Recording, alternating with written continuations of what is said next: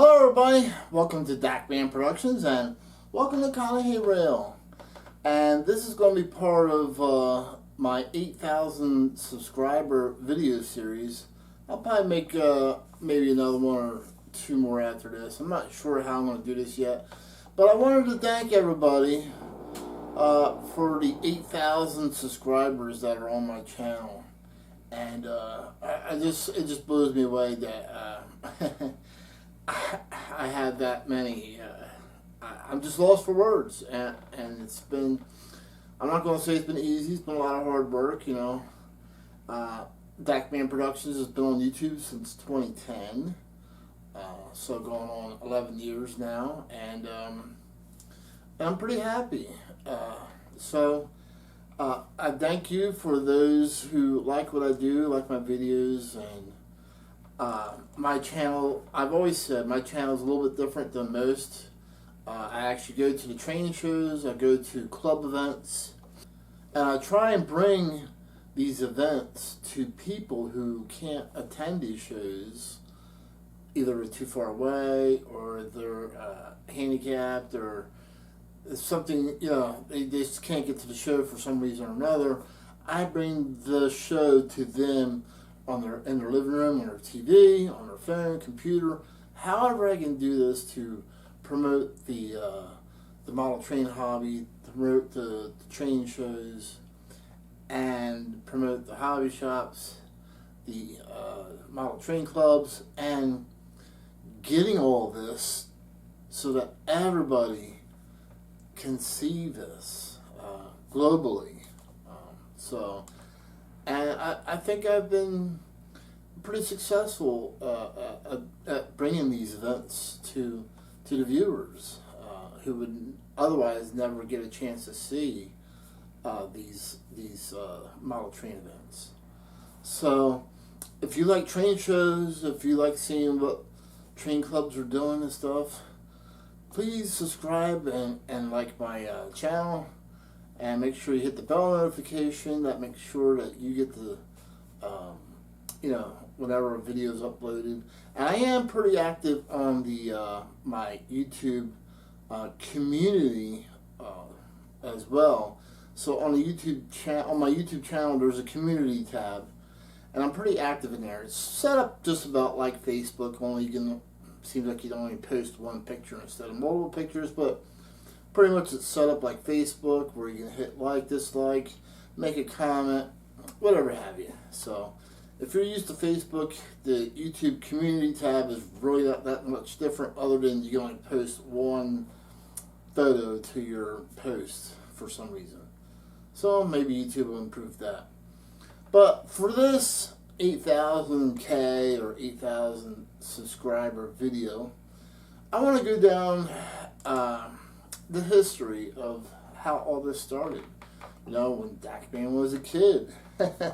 So we'll take a look at, you know, my first train set, which I still own, and a little bit of history on the different trains I had, and I was in I was in the O gauge, and I went to G scale, then back in the O gauge again, and I'll talk about all that and show you different pictures and things. And I think maybe the viewers might be interested in a little bit of background history of Dakman and how everything started. All right, let's go.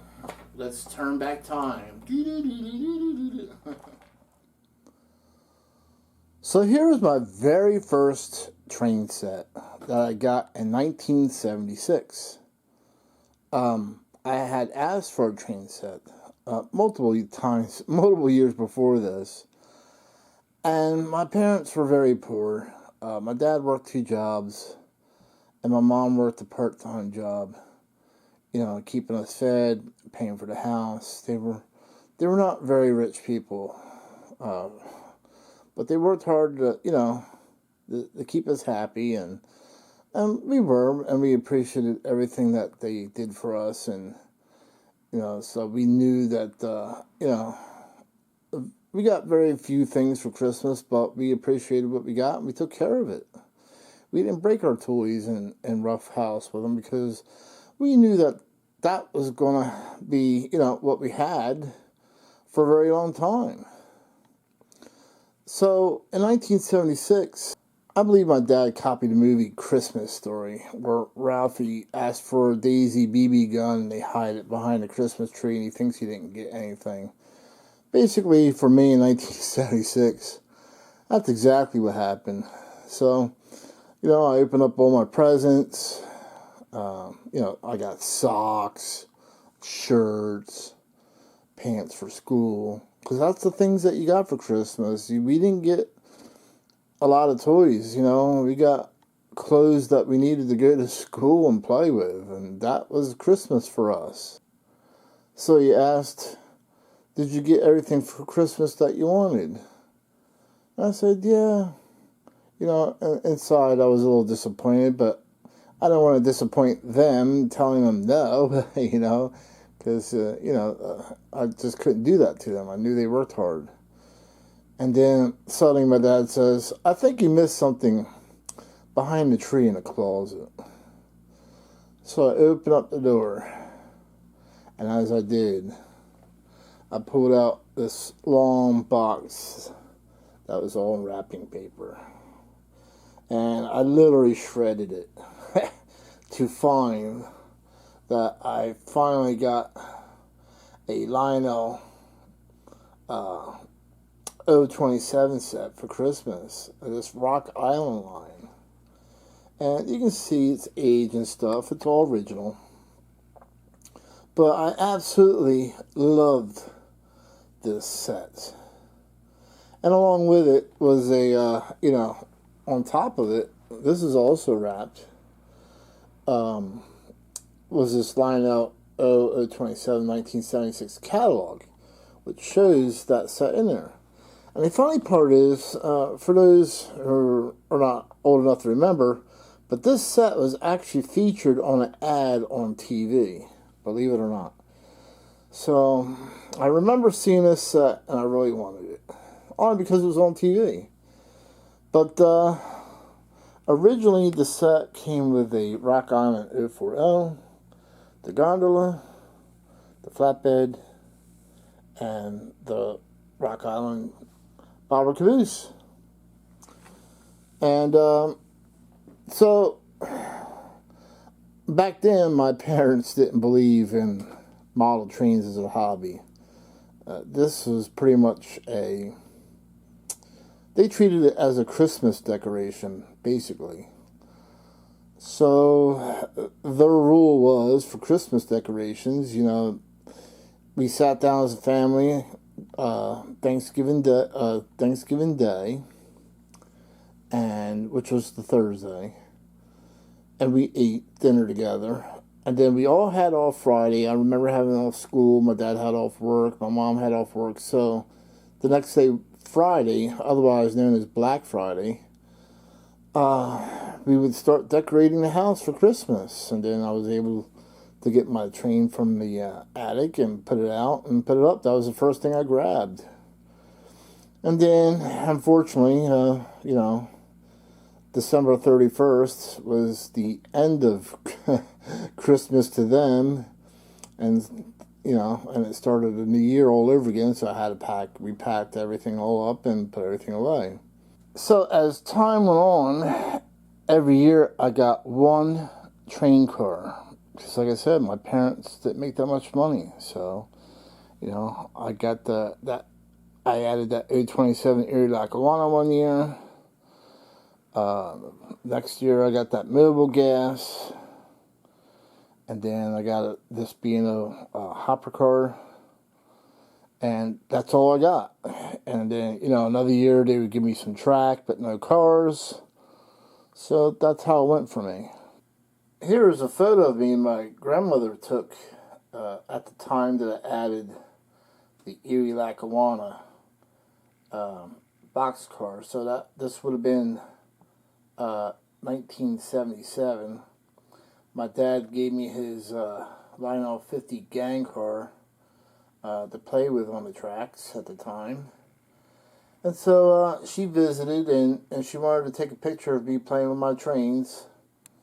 And this photo was taken by my grandmother 1977, the day after Thanksgiving. And yeah, that is the Dakman. This set actually still runs good to this day. Maybe it's because I was only allowed to play with it for like a month and a half out of the whole entire year. I don't know. But it still runs good as it did when I first got it. So let's go ahead and give it a run.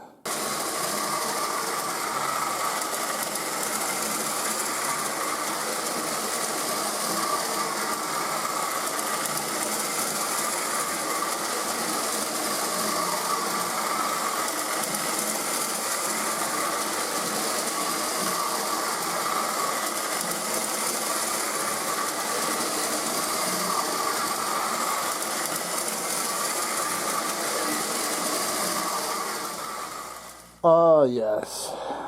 I still remember the smell of the ozone as you're running the old school Lionel. It just had its own smell of that electric motor, and it still brings back memories. And as you see, my parents also didn't believe in layouts, so I was a floor runner, at least when I was a kid. So right around 1979, I'm thinking, don't hold me to it, I don't remember, but I'm pretty sure it was that time period where I got my first O-gauge car. You can see everything I got previously was all O27, but I was fascinated when I opened this up, and I found this, to me at the time, was this big, huge box car compared to the O27 one. And it got me hooked as a kid on the O-gauge, and I just wanted more O-gauge. And at that point in time, I wanted an O-gauge locomotive, but I knew that wasn't going to be easy to pull off. So in 1980, my dad had asked if I was interested in having my bedroom downstairs in the basement, because there was 3 of us kids, and I guess 2 of them weren't getting along, so I agreed to it, and I helped them build the bedroom. And then in 1981, I begged and begged and begged for an O-gauge locomotive. And, they just pretty much told me it wasn't in Santa's budget, he couldn't afford it, and so forth and so on. But Christmas Day, I was surprised with the Preamble Express, which always fascinated me. And for years, I didn't think it was a real railroad until about 2 or 3 years ago, before I discovered there really was a Preamble Express. And I actually did a video about that history of the Preamble Express as well. And this was pretty much what got me started on my O-gauge venture. So here's a photo, I'm thinking right around 1988, of Preamble Express. Again, I'm running on the floor. There's no layout. My parents didn't believe in the layout. And this is my Preamble Express that I'm running. And again, my bedroom that was my dad built in the basement. Here I'm running the Preamble Express under my Christmas tree. Unfortunately, my dad passed away when I was at a very young age, so I bought the family home because I was in my 20s then, and ran this train under the tree. It was in 1990 that I got my last O-gauge trains, and I bought them for myself. And so I bought this Pennsylvania 242 here, which was separate, available as a separate sale. And then I just picked out Pennsylvania rail cars to match it. And this would have been, or is, the last O-gauge train from that era that I bought for myself. So I know most of you are asking, what did you do, in 1990? So, from 1990 to the year 2000, I got into the car show hobby, and this is one of the cars that I had that I restored. This one here was an award-winning car. It pretty much won wherever it was at. It was also a national show winner. So, this was a car that I was pretty proud of that I had, and I put a lot of hard work into making it look the way it did. And in 2000, I had a couple other cars too besides this one. But in 2000, I decided the car hobby was no longer for me. There was a lot of things that made me lose faith in people, let's just say.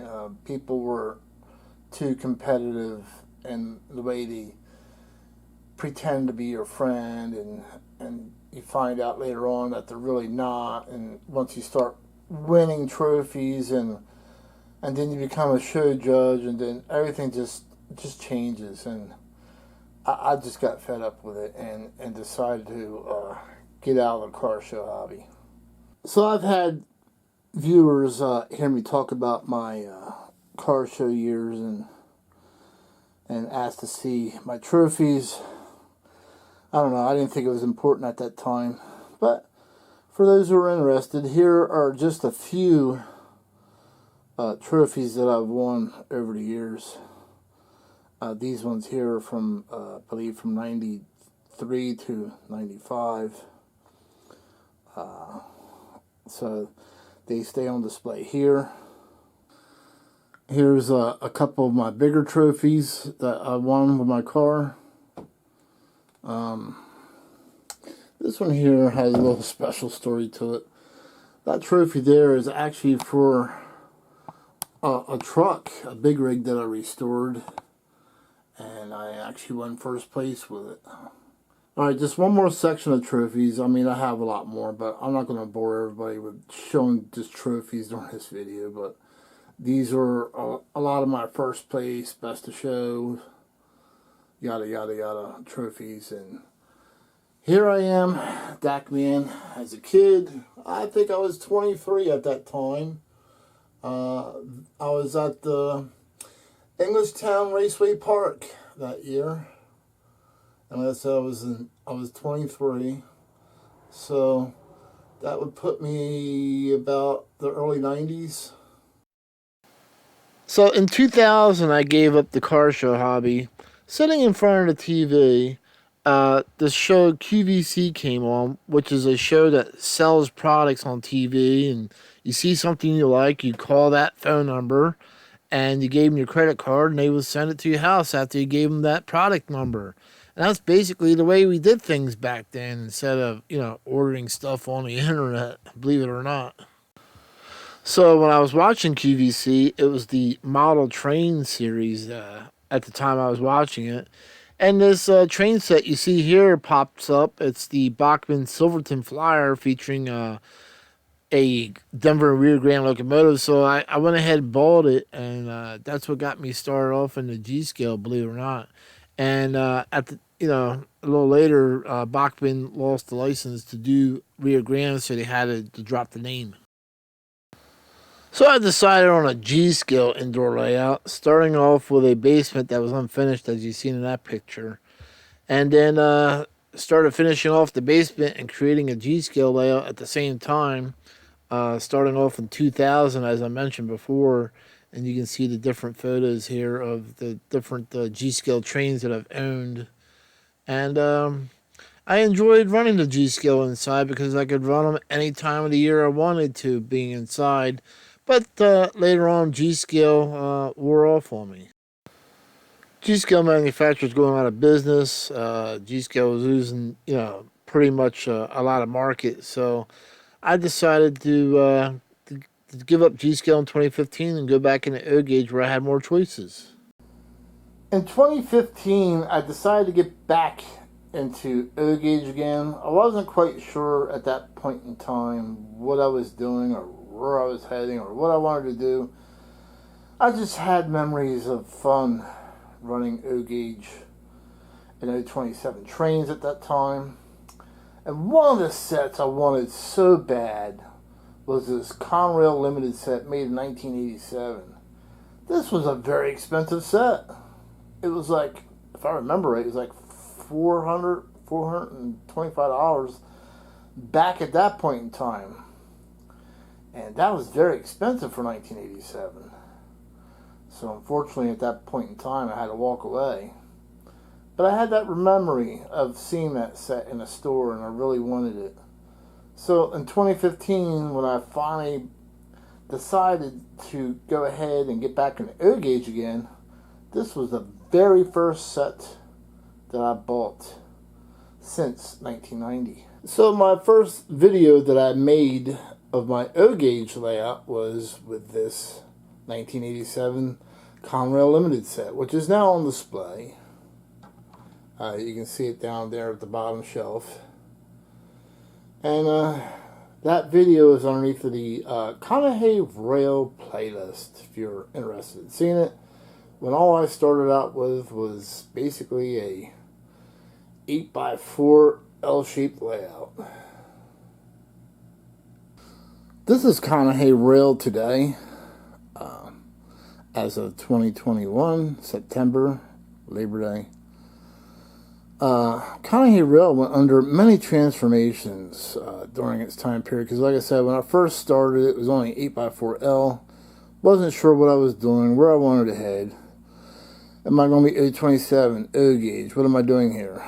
And finally, after going to a few train shows that had high rail O gauge layouts featured there, I fell in love with the high rail O gauge layouts and how they ran prototypical and proper time period. I loved everything about it. Everything was to proper scale. So I geared everything up eventually for Conrail Rail and went to high rail exclusively on this layout. Today it features Gargraves track, 080, 072, and a little bit of 054 still. While I'm here, I would like to thank a couple of YouTube channels. First of all, I would like to thank Henning's Trains. They have a YouTube channel. They do a workshop weekly video. It's very good. They show off what comes into their hobby store. They do O gauge and HO, so check them out. They do a nice weekly video. I'd also like to thank the fans that gave me the Conrail sign down there and the other Conrail sign, the Enola one of my favorites. So shout out to them. And then Ravenhawk, I'd like to thank him. Check his channel out. He gave me this Conrail magnet, which the magnet came off and I just hot glued it to the front of my layouts. So with all these donations, it's looking more and more like, it's an official Conrail layout. Yeah, it's just so cool. I love how this came out. I may gripe and complain here and there about the things that Lionel does, but still, ultimately, they are, one of my favorite manufacturers because, I grew up with Lionel. So I decided to build a separate layout for my O gauge, which is semi-scale trains. And this layout features all of my MPC era trains that I either got as a kid or I bought on my own, once I, started my first job. And as you can see, I had quite a bit of stuff that I collected. And I got all what you see here on this layout was collected from 1981 till 1990.